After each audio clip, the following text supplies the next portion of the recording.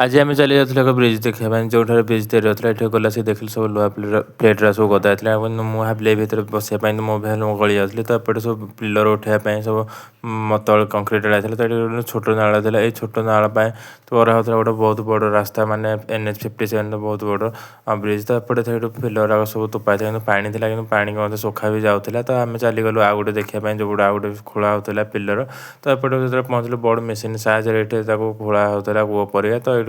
कूड़ा कंक्रीट दिया होता तो एपटे मो भौणी जा गोटे रड गुटिला